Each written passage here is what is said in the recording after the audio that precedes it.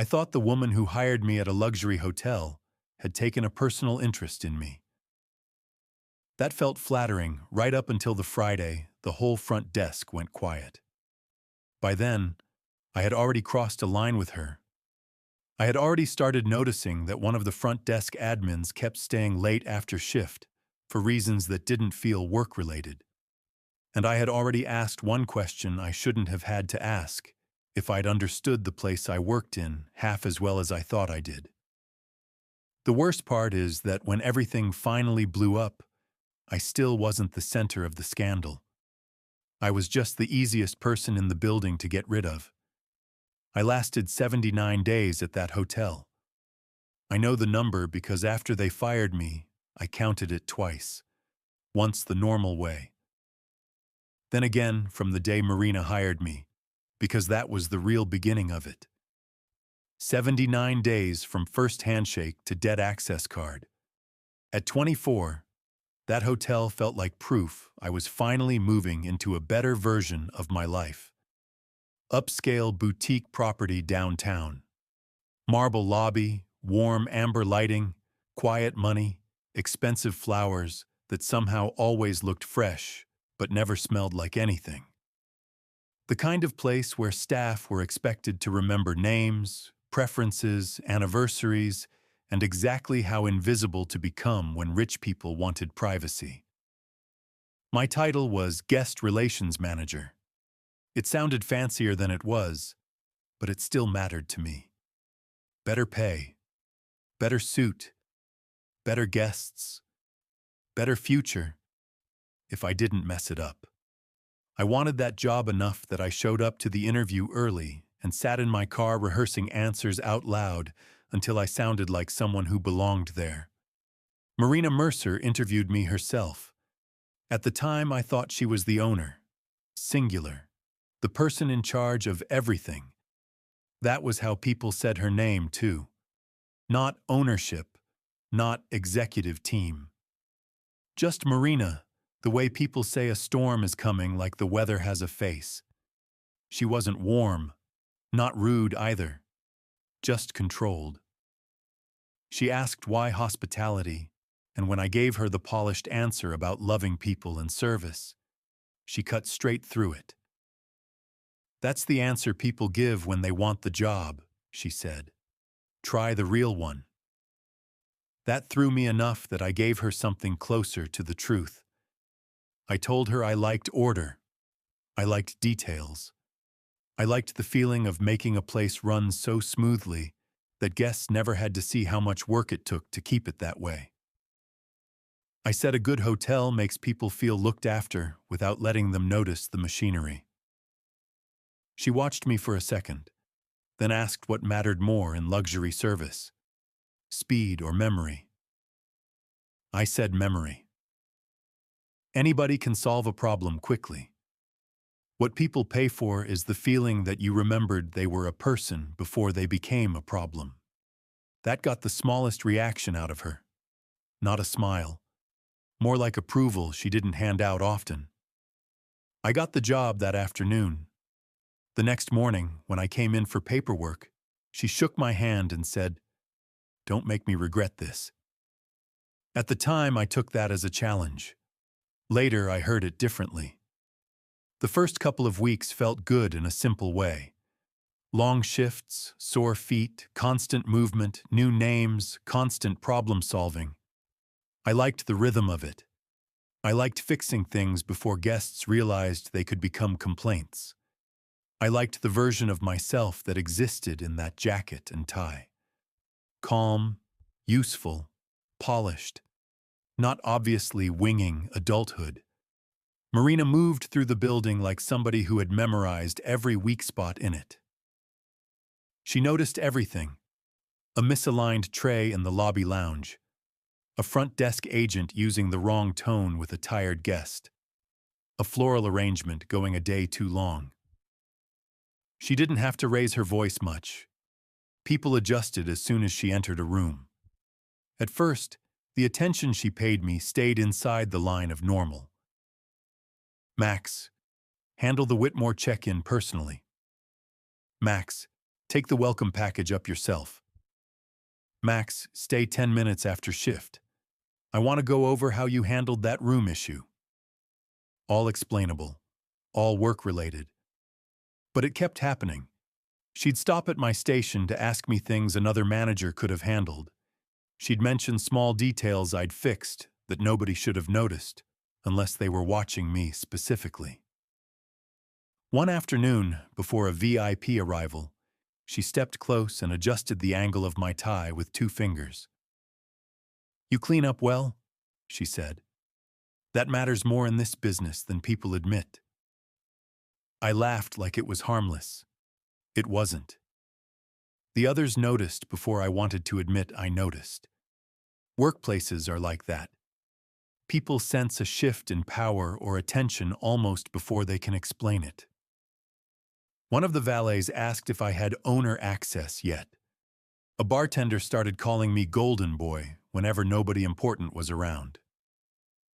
Nate, one of the senior concierges, told me, "Don't let special attention make you stupid." I asked him what that was supposed to mean. He shrugged and said, "You're new. Stay new." At the time, I thought he was just being cynical. The truth is, I liked it. I liked that Marina noticed me. I liked that I could feel it happening even when nothing explicit was being said. She was older than me, sharper than anybody else in the building, and beautiful in a way that had nothing to do with softness. Nothing sloppy about her. Nothing uncertain. She dressed like every room already belonged to her. When a woman like that singles you out, it does something ugly to your judgment. You start telling yourself you're handling it. You tell yourself you're not some kid with a crush. You tell yourself maybe she just trusts you more than the others. Then, one late night turns into the kind of decision that only sounds obvious after you've already made it. The night it happened was after a private wine event for repeat guests and local donors. Quiet piano, catered pairings, too many people pretending they had strong opinions about tannins. By the time it was over, the lobby had thinned out. Catering had broken down the tables. The last guests were heading upstairs. Marina asked me to bring an event folder and an open bottle of wine up to one of the premium suites where she was finishing notes. I brought it. She was standing by the window when I walked in, heels off, jacket draped over a chair, looking tired in a way I hadn't seen before. Less polished, more human. "You look like you're waiting for permission to leave," she said. "Long night. You did well." "Thanks." She poured wine into a second glass and slid it toward me. "Sit down for a minute." I should have said no. I know that sounds too neat now, like I'm pretending there was one perfect fork in the road where I could have avoided all of it. But the reality is uglier than that. Most bad situations don't begin with one giant terrible choice. They begin with a small one that feels flattering. So I sat down. We talked. At first it was easy. Guests, staff, where I grew up, whether I missed home, whether I always stayed that calm or if it was just my work face. She told me I read people better than most men twice my age. Then she asked if I always looked that careful when somebody complimented me. I said, "Depends who it is." That made her laugh. Then she said, "You still don't understand the effect you have on a room, do you?" That line should sound ridiculous on paper. Coming from her, in that suite after midnight, with the city lights behind her and enough wine in both of us to lower the right defenses, it landed exactly the way it was meant to. I'm not going to over-describe what happened after that. We crossed a line. I stayed too long. I woke up in a place I should never have slept and felt 3 things at once: panic, excitement, and a stupid amount of hope. That hope was the dangerous part. At work the next morning, she was perfect. Not clingy, not awkward, not guilty. She passed me in the hall, handed me a note about a guest allergy, and kept walking like nothing had changed. That should have scared me more than it did. Instead, it pulled me in deeper. Because later that night she texted me from a personal number I didn't have. "You look terrified this morning. Relax." That was how the real thing started. Not a relationship. Not really. More like a private pattern built out of bad timing, ego, loneliness, and the kind of half-hope that keeps you accepting less than you know you should. Sometimes she'd ask me to stay late after a shift. Sometimes she'd tell me to meet her in the garage for 10 minutes because she needed air. Sometimes she'd be dry and funny in a way that felt intimate, like I was getting access to a version of her nobody else saw. Other times she'd go cold for days and treat me so professionally, I'd feel embarrassed for every thought I'd had about her. That push and pull kept me hooked harder than affection would have. If somebody is obviously using you, you can leave. If they give you just enough warmth to keep you guessing, you start doing half the damage to yourself for them. Around the same time, I started noticing Sophie. Sophie worked front desk, mid-20s, pretty in a polished way, quick on her feet, good with difficult guests. The kind of admin who could sound bright without sounding fake. Managers liked her because she was competent. Guests liked her because she made them feel looked after without trying too hard. At first, she barely registered for me beyond work.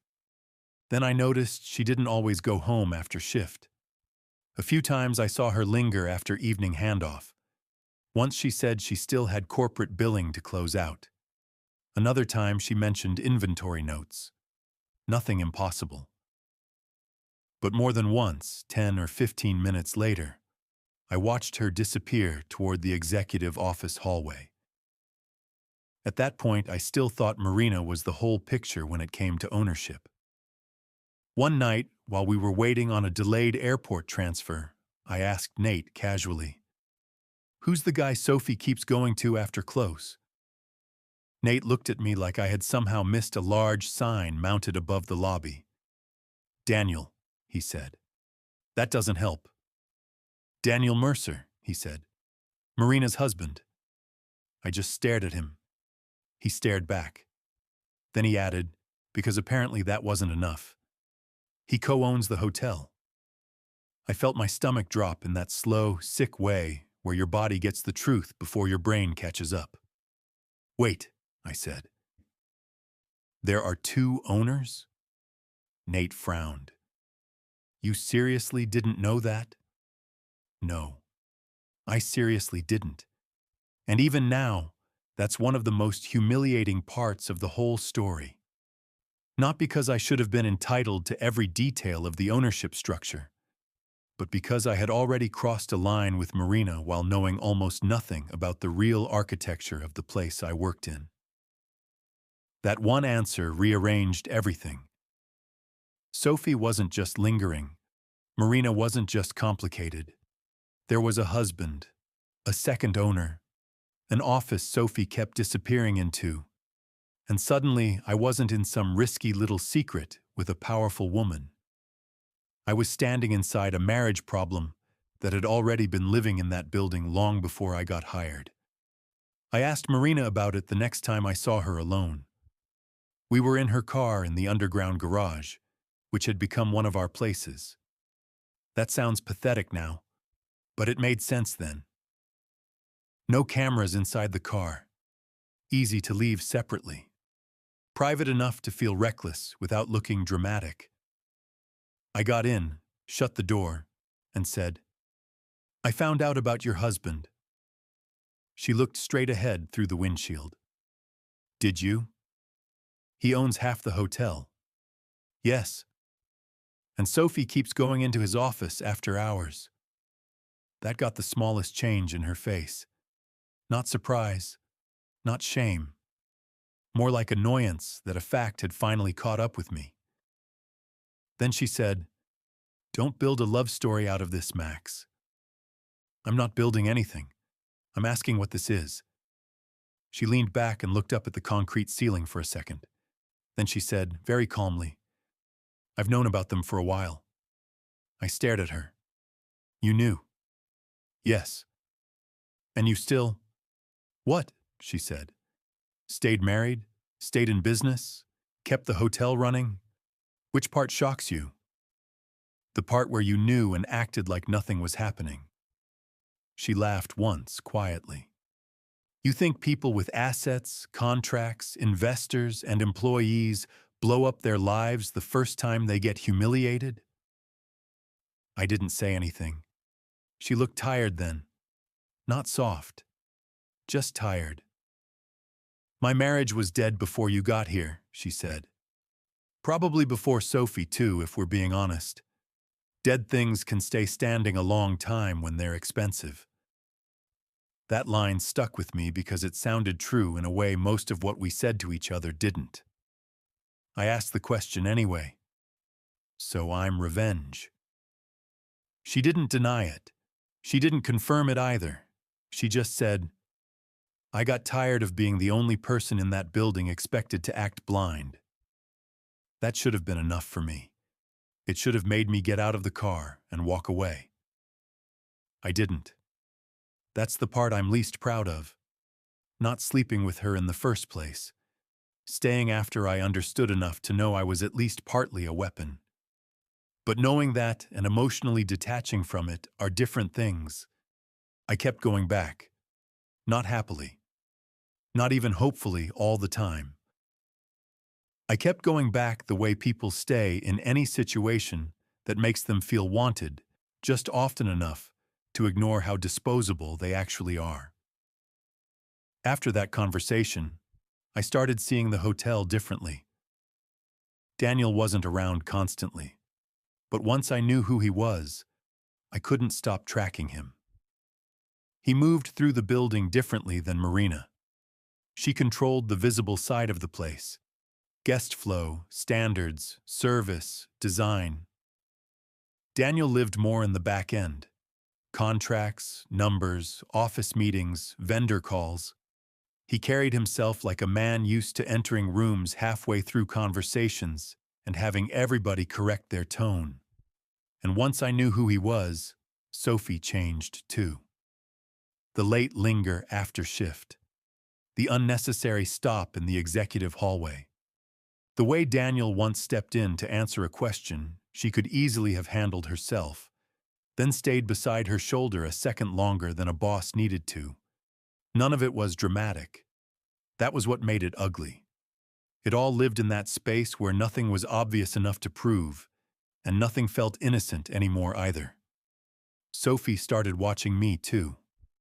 One night, during a bad check-in rush, Marina told me to personally handle a difficult guest whose suite wasn't ready. Sophie slid the folio toward me and said, "You've become very popular around here." She smiled when she said it, not kindly. I smiled back like I didn't understand. By then I understood too much. The blow-up happened on a Friday at 5:18 p.m. I know the time because I checked my phone afterward, like maybe writing the moment down in my head would make it feel less unreal. Weekend arrivals were stacking up. Valet line backed onto the curb. A wedding group was drifting in already half drunk. Two business travelers were arguing about luggage. Normal Friday chaos. I was near the desk helping sort out a billing issue when Marina came through the main doors. I saw her register the scene before anybody else did. Daniel was standing beside the front desk, talking quietly to Sophie. Not touching, not kissing, nothing obvious. Just too close, too private. Sophie said something low. Daniel leaned in to hear it. She smiled and tucked her hair behind one ear. Then Marina changed direction and walked straight toward them. She wasn't loud. That's what made the whole thing frightening. If she had stormed in screaming, it would have felt messy in a familiar way. Instead, she walked up like she was still completely in control. She started asking Sophie about a booking adjustment from that morning. Sophie looked confused and started explaining. Marina interrupted and asked about another issue, then another. Small front desk problems. Nothing catastrophic. But the pressure built fast because it was obvious this wasn't about the mistakes. Sophie kept trying to answer. At one point she said, "I didn't finish that because Daniel asked me to." That was the moment. Marina's face didn't explode. It hardened. "That's fine," she said. "You'll have plenty of time now. You're done." Sophie blinked. "What?" "You're fired," Marina said. "HR can process it Monday." The desk went dead silent. Sophie lost all color. Daniel stepped in immediately. "Marina, enough." She turned toward him. "Enough is exactly the word." He lowered his voice. "Not here." But by then he had already done the one thing she clearly could not tolerate anymore. He had protected Sophie before he protected appearances. Marina laughed once without any warmth in it. "Oh, now you care about here." A couple of guests definitely noticed. One of the desk agents started reorganizing registration packets just to keep his hands busy. Daniel's jaw tightened. "Office. Now." Marina held his gaze for a second, then nodded. "Good," she said. "Maybe in there you'll finally stop insulting me." Then she turned and walked toward the executive hallway. Daniel followed. Nobody moved for maybe 3 seconds after they disappeared. Then the lobby started functioning again, but differently. You could feel the gossip arrive before anyone spoke. Everybody knew a line had just been crossed in public. I should have stayed where I was. Instead, I drifted toward the hallway like every bad decision I had made up to that point had prepared me for exactly that one. The office door didn't shut all the way. I couldn't see them clearly, but I could hear enough. Marina first. "I saw it. I've been seeing it. Don't stand there and pretend I haven't." Daniel said something too low for me to catch. Then she went sharper. "You turned my own hotel into your hiding place." His answer came clearer. "You're making a scene because you want one." And that was the line that detonated everything. "No," she said. "I'm making it even. You have your young admin, I have my young manager. So don't act shocked just because I stopped pretending." There was a silence after that so heavy it felt physical. Then Daniel asked one word. "Who?" I didn't stay long enough to hear my name. That sounds cowardly because it was. But in that second, standing half hidden by a hallway table with my heart pounding, I realized something I should have realized much earlier. Secrets feel intimate right up until they become leverage. I got out of there before anyone saw me listening. Marina didn't text that night. Or the next. On Monday morning, Daniel asked me to step into his office. He was alone. No HR, no Marina. Just him behind a desk that suddenly made a lot more sense to me than it ever had before. He didn't pretend the meeting was routine. "You're new," he said. "Yes." "And you involved yourself in something you didn't understand." I wanted to say 100 things. That Marina was my boss. That he wasn't exactly innocent. That everybody in that building had been pretending a fire was just bad lighting. Instead, I said nothing. Because by then I finally understood what position I was actually in. And he knew I understood it too. "For now," he said, "you'll continue doing your job. You'll stay professional. And you will not mistake temporary silence for protection." That word stayed with me. Protection. Because it told me exactly what I was not. Not chosen, not important, not even urgent enough to remove immediately. Just exposed. The next few weeks felt like working inside a building that had cracked down the middle while everybody kept insisting the foundation was fine. Sophie disappeared for 3 days, then came back. That told staff everything they needed to know. Daniel had protected her. Marina had tried to cut her loose in public and failed to make it stick. Nobody said it that clearly, but it lived underneath every hallway conversation. Lawyers started showing up. Not dramatically. No screaming divorce scene in the lobby.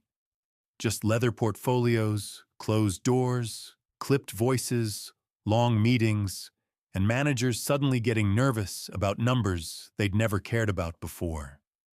Access permissions changed, expense approvals stalled, department heads started asking who had signed off on what before doing anything remotely important.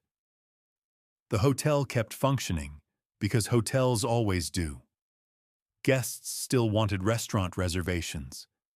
Somebody's kid still threw up in the elevator on a Saturday morning. Somebody still left jewelry in a robe pocket. Somebody still expected warm cookies at midnight, like none of the people running the building were trying to cut each other open with paperwork. That was the surreal part. Luxury kept performing itself right on top of the rot. And then Sophie cornered me. It happened in the service corridor near laundry, 3 or 4 days after she came back. I was carrying amenity notes to the back office when she stepped out from the doorway and said, "You should be more careful where you stand when people are talking." I stopped. She was calm. Too calm. "I don't know what you mean," I said. She looked at me for a second, then smiled without any friendliness in it. "Sure you do." I said nothing. She crossed her arms. "You should have kept your head down. That's usually how new people survive places like this." "Places like what?" She gave this tiny shrug. "Places where other people's marriages pay your salary." That hit harder than I expected.